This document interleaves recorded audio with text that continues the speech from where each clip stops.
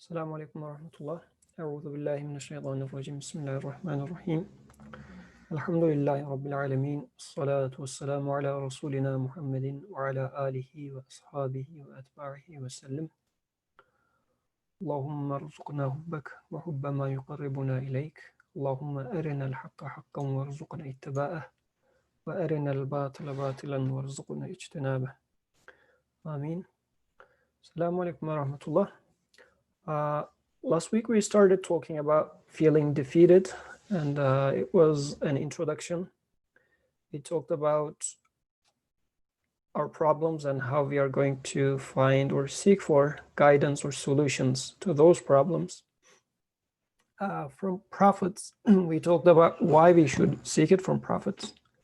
So I will not get into that, but inshallah today let's start from the middle of the topic directly. So what do we mean by feeling defeated? If you would like to help me with that, I will appreciate. When I say feeling defeated, what comes to your mind? It might be a hypothetical case, or if you would like to be more frank, you can tell us about if you have ever felt defeated at some point, just to make us feel what that problem looks like. I'm looking at hands. If anybody wants to raise their hands, I would be more than happy. While you are thinking, so let me start talking a little bit. So let's give the example of, since everybody has parents, parent-child relationship, for instance. I mean, me being as a child and my relationship with my parents. This is a relationship that I was born into, for example. So it's not like something that you choose and enter into, but you are, by definition, born into such a relationship. I mean, of course, unless your parents passed away. But it is that sort of a relationship that parents are so nice, so kind. They're providing things like, at least think about waking up at night, since nowadays this is my problem with my daughter. So waking several times at night is a big gift. But of course, with those gifts comes some sort of expectations. And this expectation can grow over your shoulders. And let's say you're trying to be the good guy, good kid, like responsible kid towards parents. But it might be that at some point this becomes overwhelming for you. So what do? You feel like, okay, I was trying to be the best for them. They gave their best to me, so now I'm trying to do my best and reciprocate what they have done so far for me. But you are feeling defeated, meaning that this is beyond my capacity. I cannot be a match. And there's going to be broken hearts, broken feelings. What do I do in such a case? And this is not a relationship that you can exit, for example. Like if it was a relationship with a friend and your friend becomes overwhelming in the sense that like you are not trying to give back what that person is expecting from you. So it becomes a burden that you cannot carry anymore, although there is no ill will in your side, but you are also angry with yourself. You are not able to fulfill what you should have done according to your self-image. So you feel like, okay, no, it doesn't work. What do I do? In that sort of a relationship, I guess it's easy to exit. You just escape from that person. You block the phone. You don't go to the same location, so you don't get face to face with that person. Is this a way to throw away this problem? Let's think about that. So another case, still I'm waiting for your hands. While waiting for your hands, I am just coming up with other examples of how feeling defeated might feel like. It might be your job. Let's say you have big dreams and you said, okay, I'm going to get into this college, this department, this is my dream program. It is, let's say I'm going to become a computer scientist. I get into this program. Then you say, okay, now I'll go with a master's, a PhD. So you keep pushing. But you realize that it's becoming too much. I mean, the expectations for fulfilling your dreams, being the best, maybe being the Nobel laureate as Brother Birkan will become one day, it's too much for me. And I'm feeling like I'm getting tired. I'm getting old. I don't have this enthusiasm anymore. And also there had been some problems throughout the path. Some people are coming across, just giving you a hard time to achieve your goal. Or rather than encouraging, maybe they are being discouraging. So your dream is just going away. What would you do? And definitely you feel like you're not fit for that position anymore. As you previously thought of yourself, you think that, no, maybe I'm not a good fit here. Actually, once a friend of mine said this word. He said, well, academia is not my cup of coffee, he said. And he did a PhD and he was doing postdoc. And this is why he said, academia is not my cup of coffee. Then he quitted the job. He entered to industry eventually. And this story has an also sad end. We learned a few months later he passed away. But anyways, this is, you feel defeated. There's this goal of yours, and you feel like your dream, which were with you up until this point for maybe 20, 25 years, and you are very much like attached to this dream, this idea, but then you realize you are not able to. You're incapable of doing it.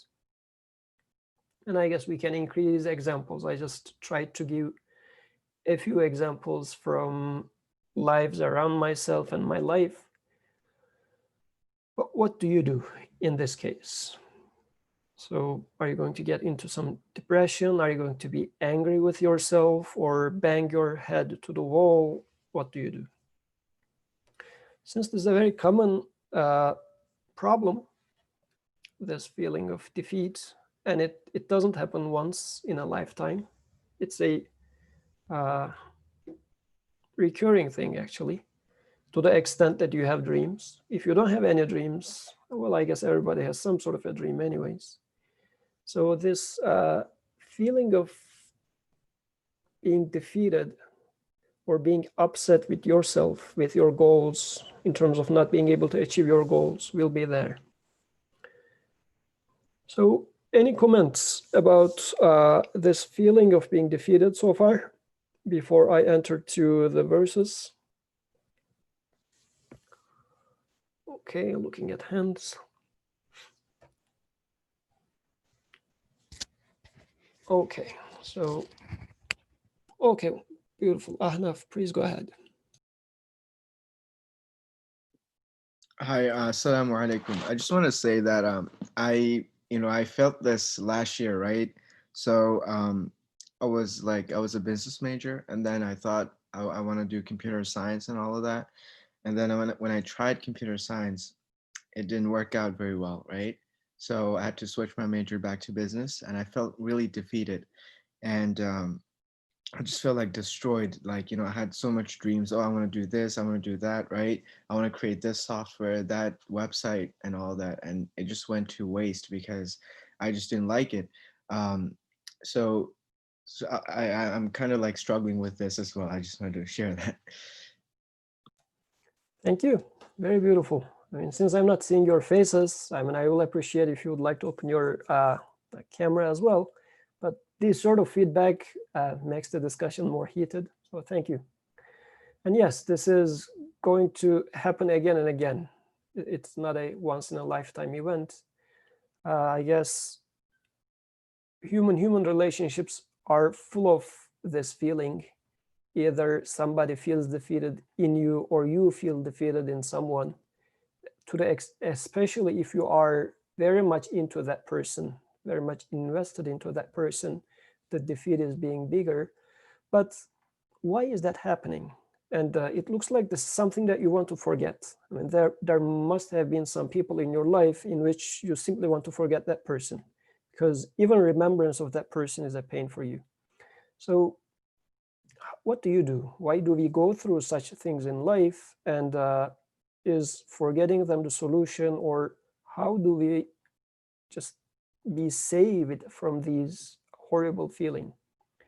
And be saved not in the sense only that, okay, I'm going to just fill that portion of my memory with blank, but rather I'm going to utilize this point actually, because there is a message in that experience to me.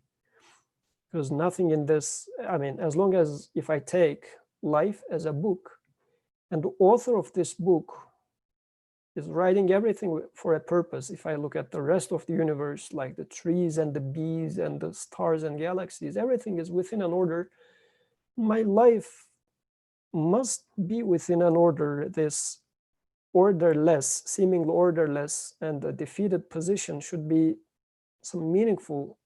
But what is that meaning? How can I make sense of that? So this is what we will study. So last week we read these verses quickly. I will go through them. This is the story of a prophet, Prophet Yunus or Jonah, with the biblical name. So very quick summary of the story based on these verses. وَإِنَّ يُونُسَ لَمِنَ الْمُرْسَلِينَ, and indeed Yunus was among the messengers.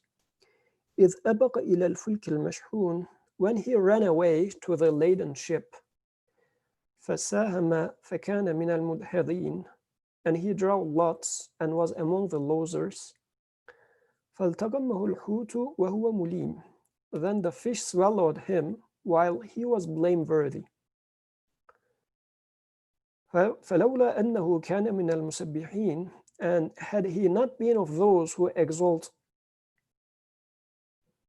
لَلَبِثَ فِي بَطْنِهِ إِلَى يَوْمِ يُبْعَثُونَ, he would have remained inside its belly until the day they are resurrected. So just as a reminder, I guess you guys get familiar with this already, but while reading such stories from Qur'an, we don't read them as some historical stories, because these are guidance for us, for me here and now. So, and of course, there are a lot of gaps in that story.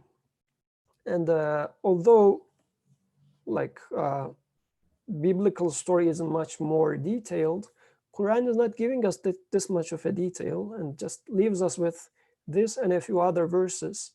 And I was checking for what does narrations from Messenger, Prophet says, and I couldn't find much in there either. So it looks like this much of story is what we are left with.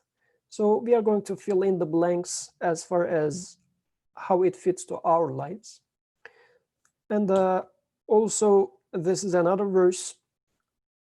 I'm going to take part of this verse as well. وَظَنُّونِ إِذْ ذَهَبَ مُغَاضِبًا فَظَنَّ أَن لَّن نَّقْدِرَ عَلَيْهِ فَنَادَى فِي الظُّلُمَاتِ أَن لَّا إِلَهَ إِلَّا أَنتَ سُبْحَانَكَ إِنِّي كُنتُ مِنَ الظَّالِمِينَ. And Dhunnun, this is another name for Yunus, when he went off in anger and thought that we would not decree upon him, and he called out within the darkness, there is no deity except you, exalted are you, indeed I have been of the wrongdoers. So let's stitch together these two verses. The first one was talking about Yunus escaping. He was a messenger. So before getting into the ship, so he was a messenger, he gets into the ship, but he runs away from something, he escapes. Then a messenger escaping from something. So it looks like he was escaping from something related to his messengerhood. So there was a duty, and this person is defeated, unsatisfied, He couldn't fulfill his duty, he thinks, and then he runs away to a ship. So what is the significance of that ship, and what does it signify for our lives? This is what we will discuss. Then in that ship, they are just drawing lots, and he is being chosen to be thrown into the sea. So when he is thrown into the sea, he is swallowed by a fish. And in that fish, he is وَهُوَ مُلِيم, so he was blameworthy, he was blaming himself. And it looks like this now, verse number 143 is where the next verse is coming into. And had he not been of those who exalt the Creator, and this verse is talking about him, he is calling out within the darkness. So it looks like when he was in the belly of this fish, he is calling out this glorification. We will come to that. And then the Creator says, or gives us the news, that if he didn't do this, he would have remained inside its belly until the day they are resurrected. So what do you see in this imagery? I mean, if you put yourself into this story, meaning that this is your story and your case of being defeated, what do you see here? In your case of somehow bearing some burden, like in this case, the example was him being among messengers, but escaping from it. Let's say some sort of relationship with your parents, with your friend, with your spouse, or your dream job. And you felt like you are not a fit for it, and you want to exit, you want to quit.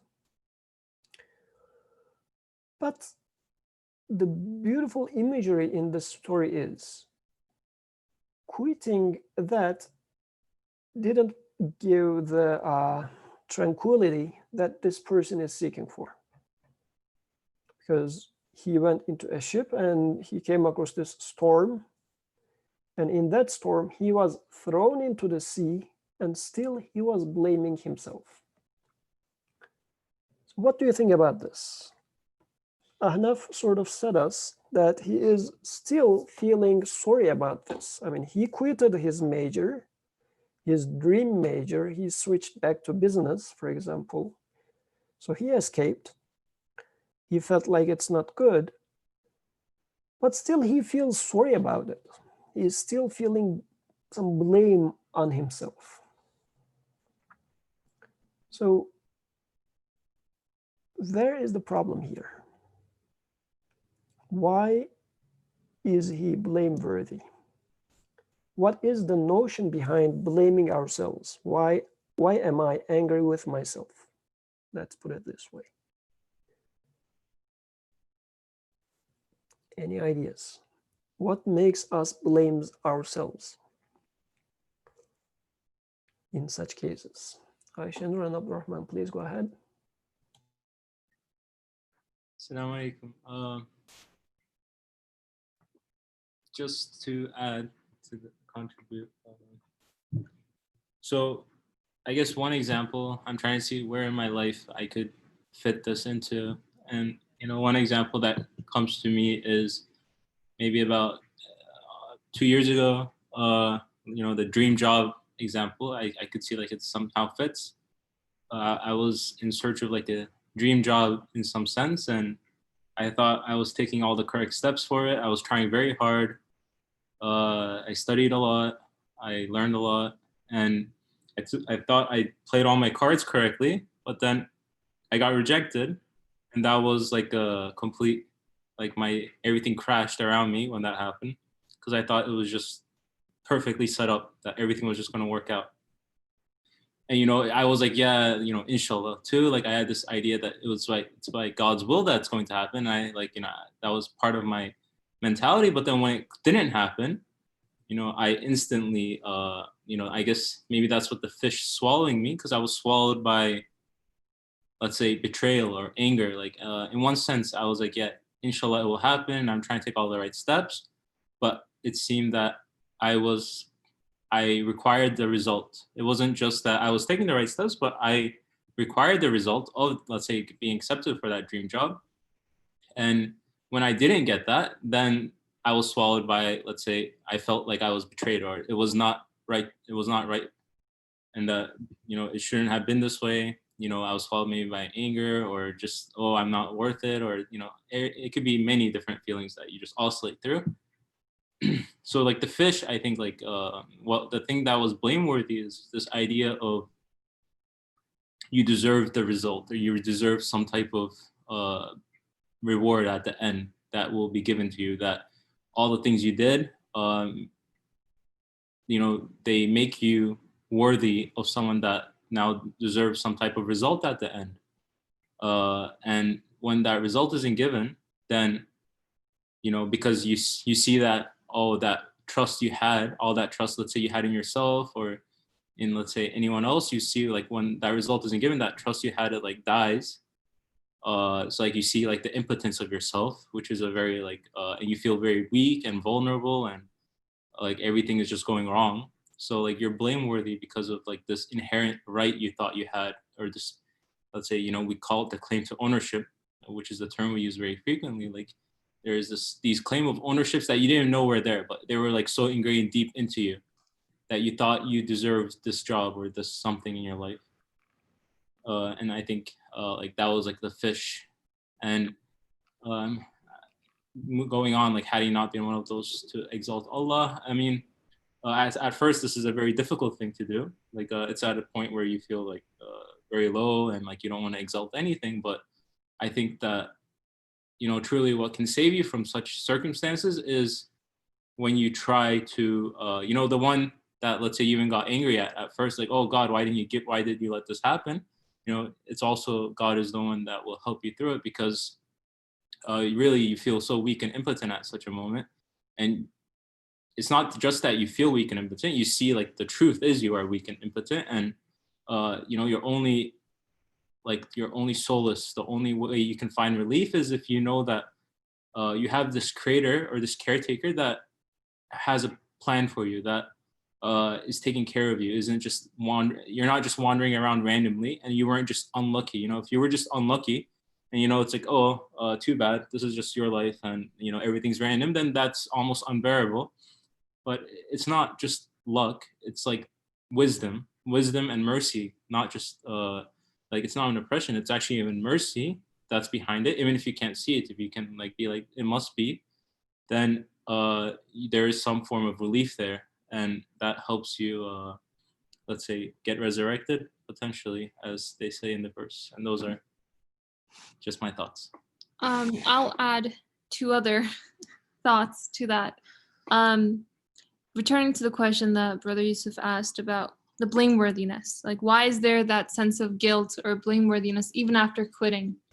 And I'm trying to think of this in terms of my own life. If tomorrow I quit the program that I'm part of, the educational endeavor that I'm part of, I would feel guilty. I would feel blameworthy because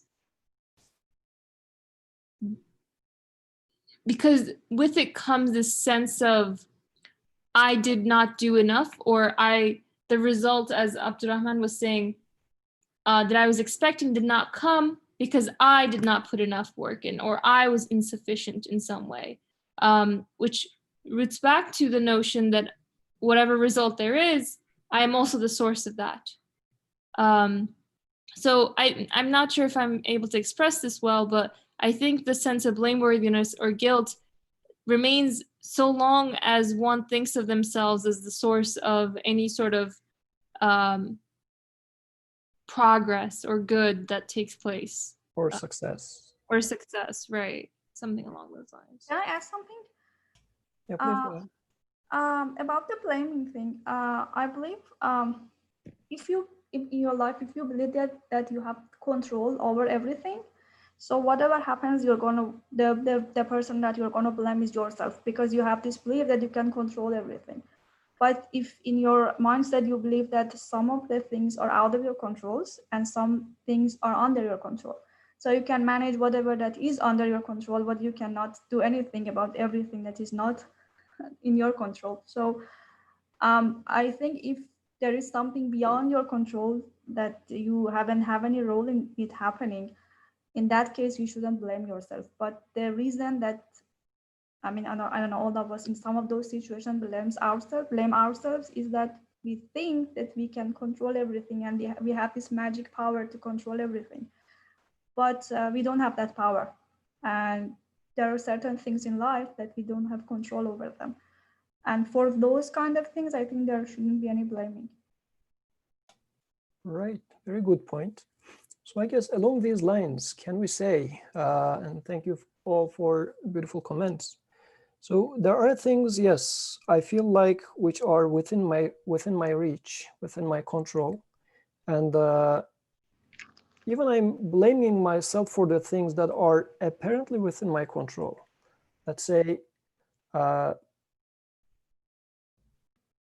Abdurrahman was saying, he is thinking that he is smart enough and he's sharp enough, that he is, I mean, if he works hard enough and if the system is fair, I mean, okay, sometimes it's not, but when the system is fair, he is expecting that he should get the job, but he cannot. So this, I guess the blame in there will stay as, or one sort of blame that sticks to me at least is, if I feel like, or if I have a self-image of, as Abdurrahman was saying, I should have achieved this. This is within my reach. Because there are things that are within my reach, and this is one of them, but I couldn't do it. I am insufficient. And this realization of insufficientness is what is hurting me. I don't want to see myself weak, because I did what I'm supposed to do and it didn't work out. That means I'm not good enough. So this feeling of I'm not good enough is what stays with me. Actually, once when we were in high school, there was a debate team that I was part of, and our group was a bit, well, imbalanced, I would say. So the topic that we are debating was so clear in my mind. We were supposed to be the winners anyways, because it was so clear. And the topic was the protection of environment. Shall it be left to the state or to people, like to, volunteers? We were defending that it's job of volunteers. State is going to mess it up. But in the debate, we lost. And I remember for the following 3 months, whenever I remember that debate, I was getting so angry, so emotional, because we must have won. What was coming to my imagination when I think about it was shame, because it is something that I should have achieved, but we couldn't because we were incapable. So how lowly we appeared in front of those people. So I thought that I was strong enough to win that debate, or I guess in Aisha Noor's example, we think that I am smart enough to and hardworking enough to finish this program with success. But as failure starts appearing, I'm getting angry with myself because I look dumb to myself, let's say, I mean, to be frank. So I thought I was smart, I was just bright, but I'm realizing that I am not. And this really hurts me. I don't want to be that not so smart, not so bright person. And if being bright or smart is not the thing for you, it might be being beautiful, or it might be something. It might be being the best child of your parents, something. So once this beautiful self-image gets hurt, then I am already inside this fish, belly of that fish. And I stay there unless and until I solve this very same problem.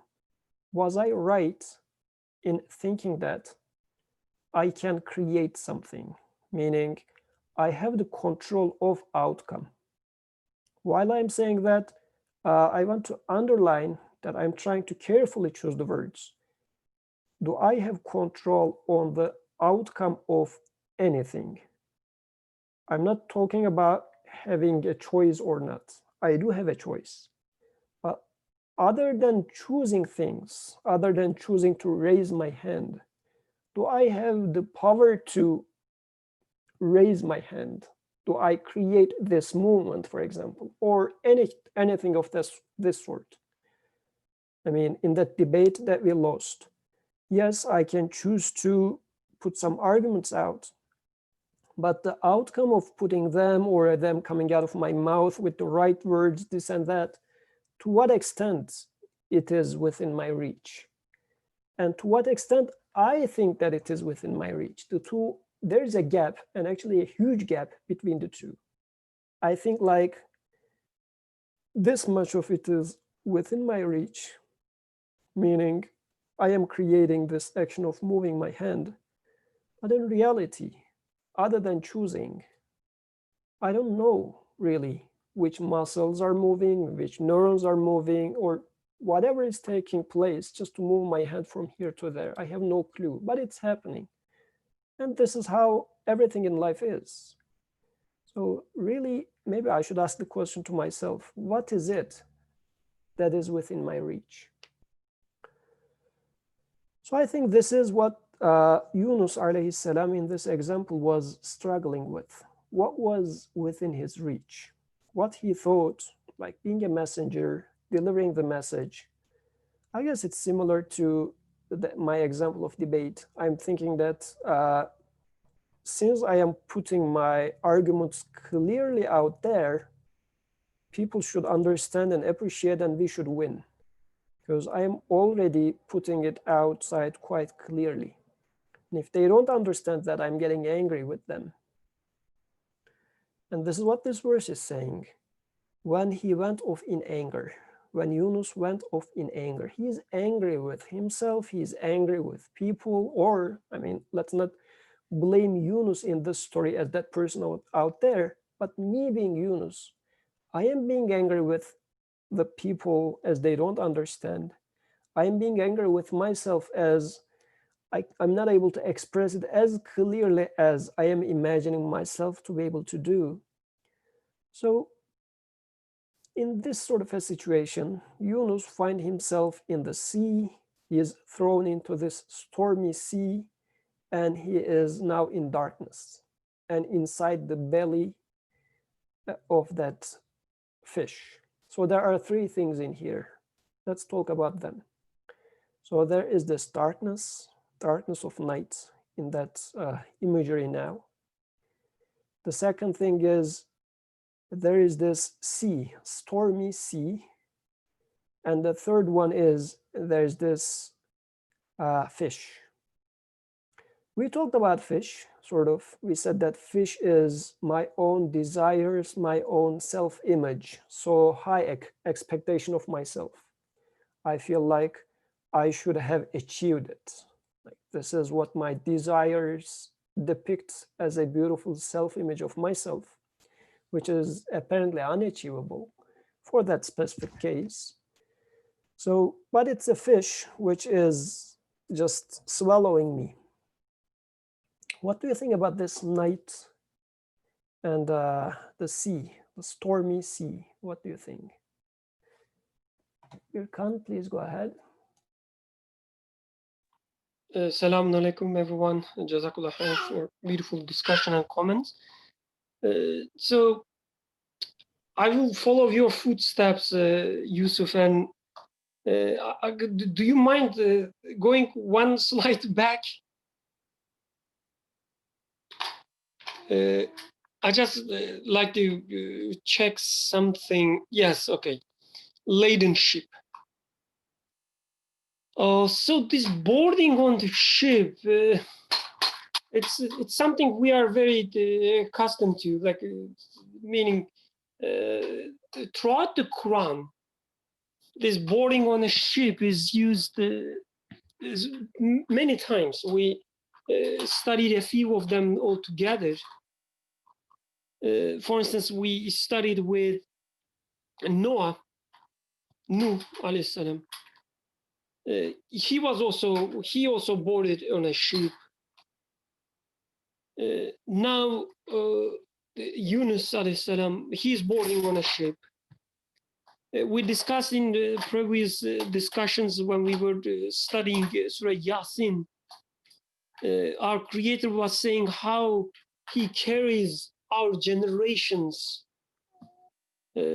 with ships. Like this boarding on a ship, I guess most of the time, not all of them, but most of the time, it somehow represents that the things that we rely on for our salvation, for our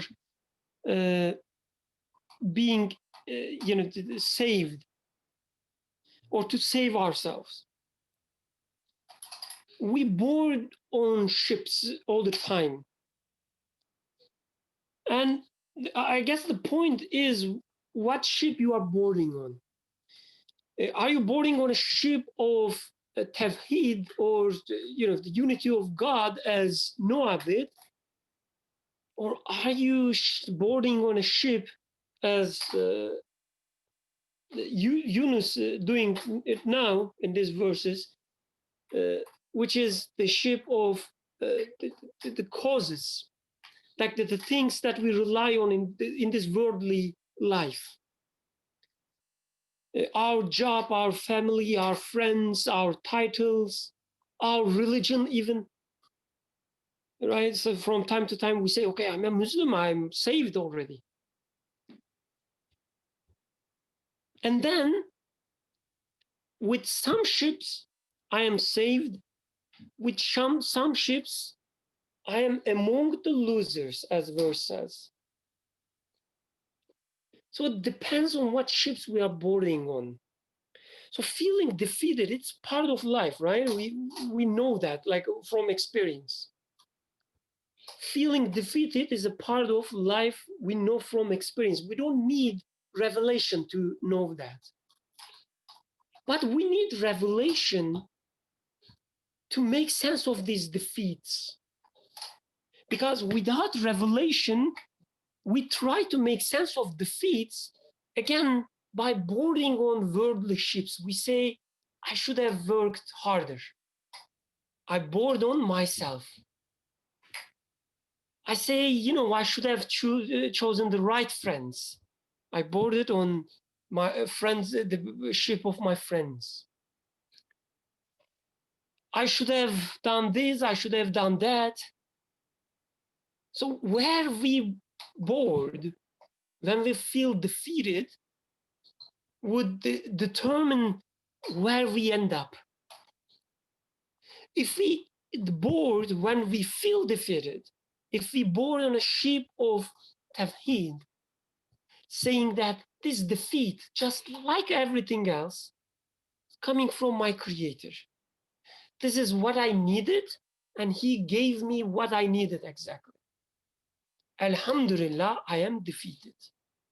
Alhamdulillah, I was not successful. Alhamdulillah. Then I am saved. I find the truth. I say, there is no God but you.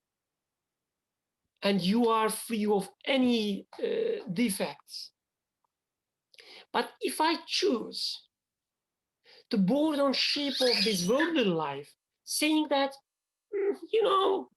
sometimes I can do good, sometimes I can do bad, I didn't work hard, that part, I can control, but this part I cannot control, so I shouldn't, feel bad. These are all worldly explanations. There is no the creator, there is no sustainer in this equation.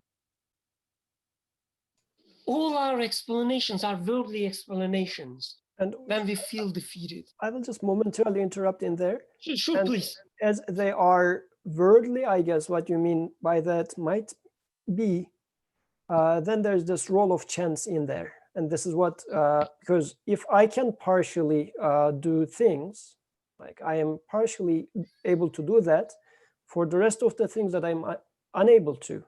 Okay, there are some other agents, my friend, this and that, but I also think that there's this role of chance happening in there. I was not lucky enough. That's a perfect point, because this is exactly what verse is telling us, the verse that we are studying. And he drew lots. He drew lots, giving chance his due. Saying that, okay, you know, next time I will try harder, maybe I will win this time. Instead of relying on God, we rely on chance. And then we are among losers. It doesn't matter what stick we, take. As soon as we rely on chance, we say, okay, maybe next time my boss act differently. Maybe next time my family will act differently. Then you are among the losers anyway. So the bad thing is not being defeated. Actually, being defeated is the best thing you can have, because it's one of the most honest moments. When you are successful, you are nothing but a liar to yourself. You say, I achieved this. I worked really hard.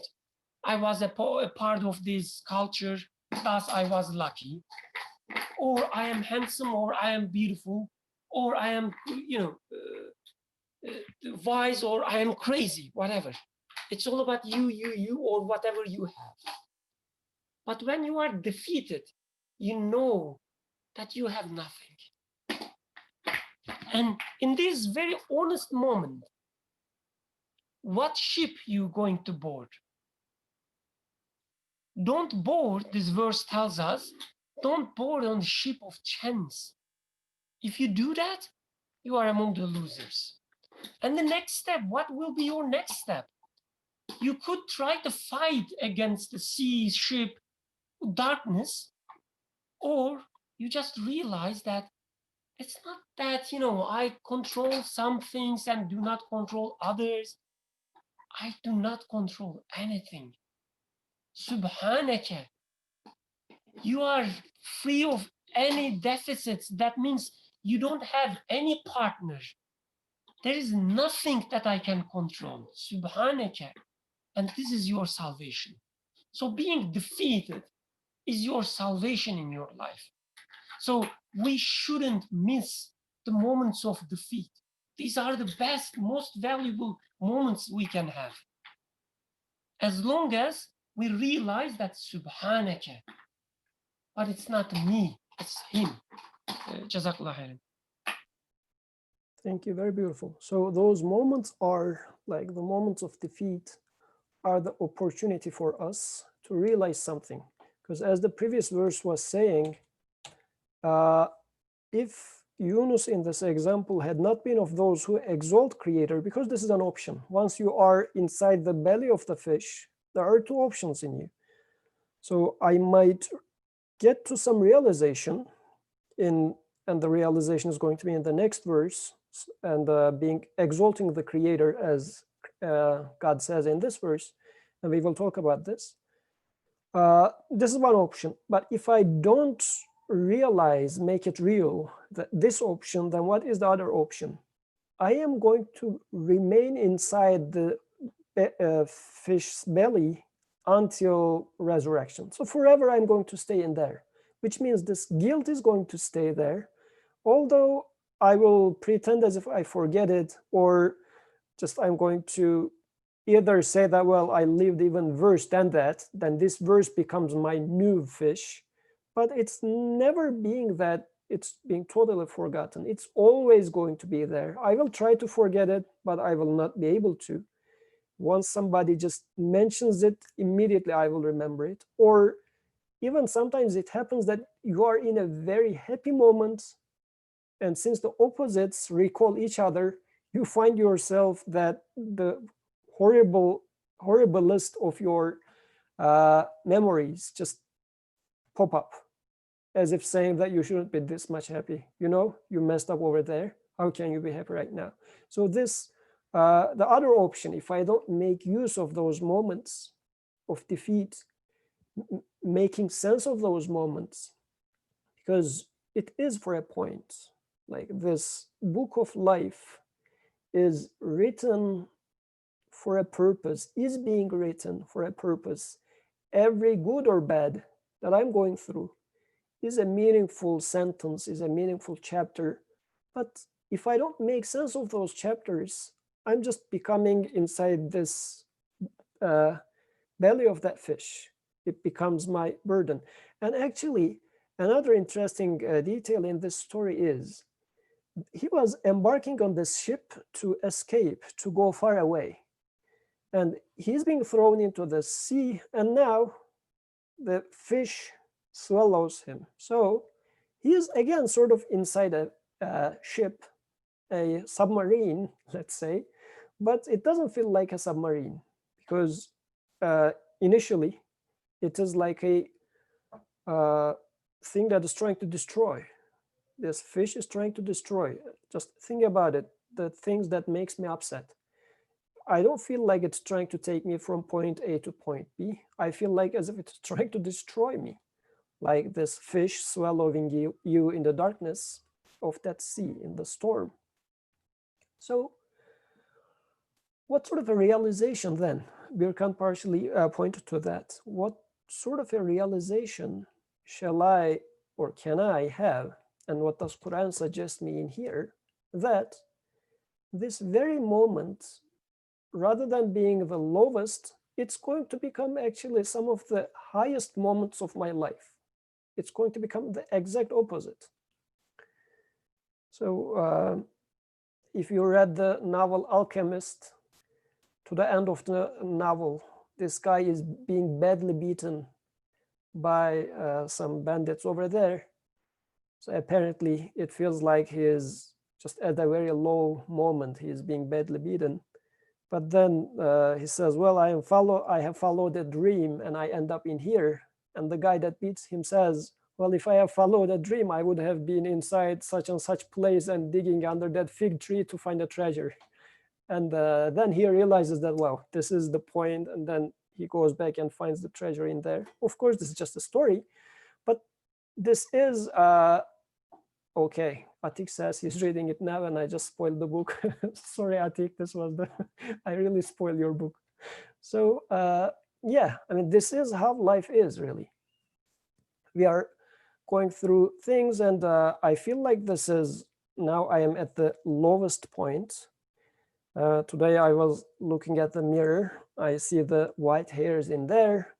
Age is, as a poet would say, the middle of life, as Dante, 35. So, and still I am nothing in terms of my dreams. I'm no one, like in terms of career or salary or whatever. So this being upset about myself, how am I going to turn it into just the exact opposite and be content and happy and make this, rather than a fish that is trying to destroy me and the sea, rather than trying to drown me, or the darkness of night trying to just annihilate me, how can I turn everything upside down? So while waiting for your comments about these 3 items, we partially talked about them, but if you have any comments about what is your night, what is your darkness, what is your sea with its stormy waves, and we talked about ship, but if you would like to talk about your ship, fish. While waiting for your comments, I will start from night again.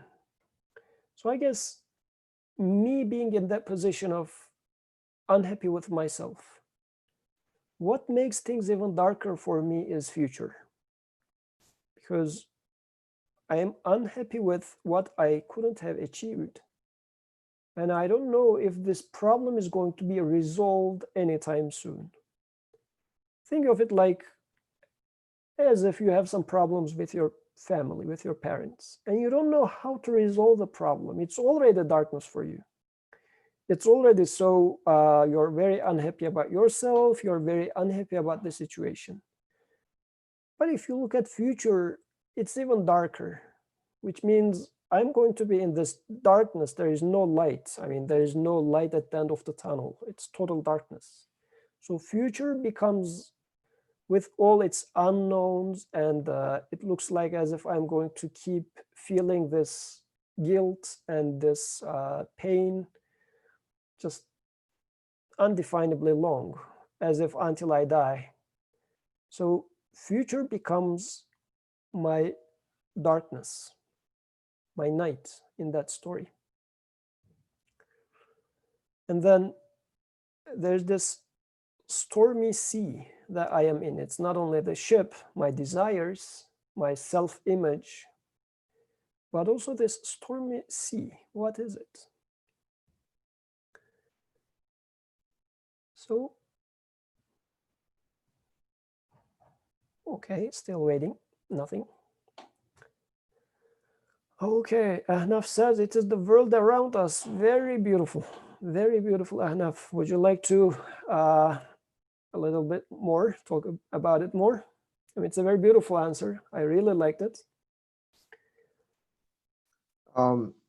So the world around us, it's a stormy sea, and basically what I understood from this the story is that, well, these ayahs is that you know, if we rely on ourselves only and not Allah, and we seek our own will, then all that's going to happen is that, you know, we're going to be casted out of this stormy, like we're cast out of our ships, put into the stormy sea, and then we're going to, you know, fall into darkness until the day of judgment, unless we exalt Allah and accept that, you know, La ilaha illa La ilaha illa anta subhanaka inni kuntu minadh dhalimin. You know, unless we accept that, you know, we're gonna be in darkness, you know, in this world. Yeah, very beautiful. Thank you. So, in that world being all around me, becoming these waves, and this is how it is. You are trying to, let's say, finish the program that you're in, let it be undergrad, grad, postdoc, no matter what. You're trying to go through something, but you are underperforming to your own understanding of your self-image, and you are unhappy with yourself. You couldn't fulfill the goals, and this is already hurting you so much. But at the same time, the world is not standing still, as if things are working against you. Like coronavirus comes out. Wait a second, I was just trying to do my PhD in my regular schedule, and I was struggling already in that case. Now there's this thing that's coming, and then with coronavirus, let's say in our current example, comes with economical distress, not only for myself, for the family, for my neighbors and everyone. So nothing stands still. I mean, even if everything else was standing still, my problem was big enough for me. But it's not only that. Everything else is as if just trying to drown me also. Even if I was not inside this belly of fish, I mean, being thrown into that stormy sea was good enough to kill me anyways. The world is already, apparently, if I have this self-image, by the way, with the realization everything is going to change. This is how it goes with the rest of the story, actually. After Yunus gets to a realization, which is being summarized in the La ilaha illa anta subhanaka inni kuntu minadh dhalimin. This is actually the wording of a realization. Once I get to this realization, the whole image, just everything changes. Storm goes away, night gets into a day, and fish becomes submarine and takes Yunus to the shore. This is how also Qur'an is explaining the story. But how is that happening? Let's talk about this a little bit. So what does it mean? How does La ilaha illa anta solves our problem about darkness? There is no deity except you. again, this not taking this as an assumption, but as a realization. If I realize that things are, I thought things was happening by chance, but now Yunus in here is realizing that things are not happening by chance actually. There are no other deities, because chance means there are many deities out there. I am a partial agent that has control over something, but also my parent has control over certain things. Then my boss has control over certain things. And there are things which is beyond any of our control, but it's by chance. So this might be my mental image of existence. But in here, Yunus is getting into a realization. He's saying that there is no deity other than you. How do I get to that realization? We talked about this in our previous discussions many times, in long discussions. But very briefly, I'm going to summarize this part. So when I look at my life, even if I just look at this body, at this very moment, millions of particles are moving all around this body. Just imagine as if you start seeing yourself as in Matrix, like those things are going up and down, like the ladders are sliding. The particles are sliding. I'm nothing but just a soup of particles, and they are all moving. I'm not a thing that stands still. There is a constant change, constant movement in me at subatomic level. Like the electrons are spinning, they're bonding, and just whatnot. You know it better than I do. So all this is happening within an order. Because if I think that I have control over something, meaning that I start separating the ownership within existence into pieces, then just let's follow the same logic. That would mean every particle in my body must be an agent that acts by itself, has a control to some extent in its actions. What would happen then? Is this body going to stand as it is, or is it going to explode? Just billions or whatever number of particles are working for a single purpose in this body, which points to that they are being put into order constantly in real time by an orderer. So this makes me realize that if this is the case in my body, just extrapolate it. My eye is receiving or working together with sunlight. So whoever creates this eye or makes this eye as it is right now must be the one who is the owner of sun, who raises the sun every day. So La ilaha illa anta is such a realization. I initially thought, actually now I am realizing that I thought I have control over some of the things, but I was mistaken. You are the one that give existence to things. And while saying that, still I want to underline that I have nothing but choice. But choosing something doesn't mean that it is coming into existence. Now I am willing to fly right now. As you see, I don't fly though. So choosing things is different than giving existence to things. So as a human, yes, I do choose. I do have responsibility for my choices, for my perspectives in life. This is my choice. But giving existence to things, it is beyond me. So there is no deity other than you, is my first realization, which clears up the problem about my night, my future. Because I was worried about my future, what's going to happen in the future, because future was totally at the hands of chance for me. Now it becomes at the hand of one all-knowing and absolutely powerful creator who has been taking care of me, who is taking care of me and everything else at the same time. So the darkness goes away. Because now I know that whatever comes from that all-knowing, this absolute wisdom and knowledge, is going to be meaningful. Now it's my problem now to see this beauty. I was not able to see the beauty. It was my mistake. It was not the mistake that it was not beautiful. I was not able to see it. This was my issue. So next comes Subhanak. Birkan talked about this. Exalted are you.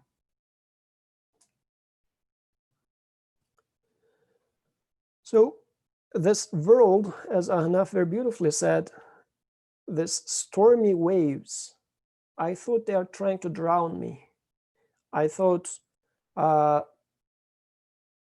this coronavirus is trying to mess everything up. My nation is struggling by it. I am personally struggling, maybe by health-wise or economic, in the sense of economics. I am struggling by it. I was seeing it as something evil. But I was seeing it evil because I thought it as in isolation. Like out of its own will or out of even no will, by chance, it get into my life just to mess things up. Or let's give another example. Let's say your boss is being mean to you. Yeah, definitely this person is choosing to behave in a certain way. But other than this choice part, things are being given existence. As we have been talking, choosing is different than creating or giving existence. But it is being given existence. It looks like the creator is giving that opportunity for this meanness to be created. So if I take this meanness from my boss's perspective, it is pure meanness. This person is trying to just satisfy their ego. So horrible. But if I take it from what I just declared in the previous step, there is no deity other than you. If this becomes my perspective, and I say that my creator, the one that has been providing me with the breath, with the life, with the sight, hearing, and everything that I have been enjoying so far, is making me go through this. So what is behind that? Now everything changes. Because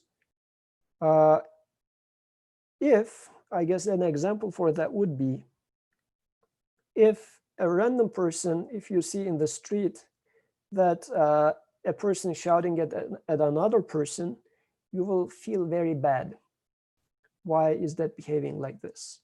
But if somebody tells you that the person that is shouting is the mother and the other one is the child, and the child was just running and the mom is shouting so that the child is going to stop and don't jump to the road, and a traffic accident was awaiting them, then everything changes. The roles have changed, the meaning have changed. Although the scene is the same scene, the interpretation has totally changed. So this Subhanaka realization, exalted you are, saying this is, me being in this condition, I thought it was evil, it was bad, because I thought it in isolation. But now I'm realizing that it is within this grand picture of existence. It is also within the control of my maker, the one that provided me so far, is now making me go through this. Its interpretation changes totally. It becomes meaningful. And as Birkan was saying, this very thing becomes my opportunity to realize my mistake. And my mistake being, I have control over something. Because when I say I have control over something, automatically I say my boss also has control over something.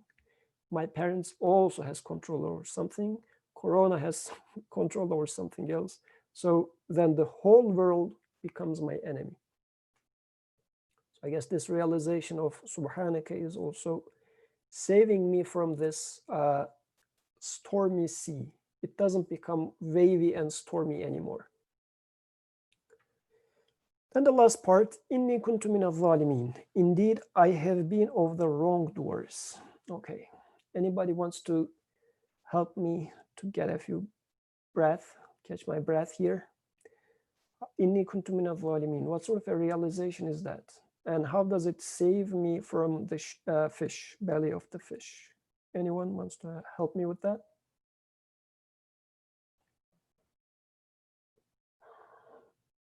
Okay, nobody wants to help me. Okay, great. Atik, please go ahead. I think this is about accountability. I think, Yunus first having made a mistake and then realizing his mistake, he now accepts, that he should, to truly embody, that he like learned from his lesson, he has to accept that he's been wrong and maybe change his ways and maybe his perspective on life to prove that he really has learned his lesson. Yeah, so now I'm realizing that it was my mistake. I was torturing myself, my self-image, and also my image about the world and the existence was putting me in this condition. So it was, I am the one that makes everything this with my choices, and choice in here is really applying to how I look at the existence. What is my perspective about life, about my purpose here, whatever I am pursuing, am I the achiever or I am being given? I mean, am I the achiever or am I the receiver? Like, I am being given and I accept it and I admit it and be thankful that, oh, you gave this to me. I was in need of it and you gave this to me, oh my creator. So this realization, inni kuntu min al-zalimin, and I have been of the wrongdoers, and this, if you like, confession within myself makes or cleans up me from this ship, this fish, sorry, and fish was my desires, my wrong self-image. I was imagining myself to be a bright kid, a smart guy, a good, let's say, son. So this says, by imagining myself to be such and such and such, meaning that I have some power, some quality, some inherent quality that belongs to me. I thought that it was not given to me, it was mine. I was the good son. By attributing those qualities to myself, I was the wrongdoer. Now I'm realizing this and I'm confessing this. What am I then? I am just a recipient. You give to me, I thank it, I take it and be thankful about it. Once I do this realization, as the previous verse was saying, then he is saved. What happens is, and I didn't put this part of the story, but the remaining part of the story says, then the fish took him to the shore and he get a rest under a tree in that shore. So everything becomes light. The very thing that was drowning me, the sea, becomes my conduit in which my ship, my submarine, carries me. The very same things that was drowning me initially now becomes subservient to me. The conditions are, I might still be in the belly of that ship, but it's not drowning me anymore. It is carrying me to the safe haven. So then, just as a summary, I wanted to put this verse in here because this is a very beautiful and, if you like, powerful supplication. Supplication in the sense that this is a very beautiful self-realization. Who am I? What is my role? I thought I was capable, but now I'm realizing that when I say I am capable, actually I am thinking as if I am partially a God, meaning I am capable, I can do something, I can create something. La ilaha illa anta, there is no deity except you. Subhanak, exalted are you, meaning I thought something was evil, but it was my eyesight, or I wanted to see them as dark. It was my mistake of looking at things from the wrong angle. It was not your mistake. You are free from any defect. Subhanak means exalted are you, means you are free from any defect. It was me who was seeing things ugly and evil. إِنِّي كُنْتُ مِنَ الظَّالِمِينَ. Indeed, I have been of the wrongdoers. So at the end, still you're not going to get into your dream job, like if this is what you were expecting out of this story. But you get the point. Now you realize that not being able to get into this dream job was instrumental and very necessary part of this life that you are living in, that I am living in. Because this life is, if you like, a movie, and every movie has certain messages to be delivered. And this very moment of my life was delivering me the purpose and the message of what was meant by this movie that I am now playing or delivering, or the message that is being delivered with me. So in here, I would like to conclude. Any comments, anything that you would like to add before we conclude for the day? It might be questions. There might be parts which are not clear, or we glossed over them too quickly. Waiting for your input, please.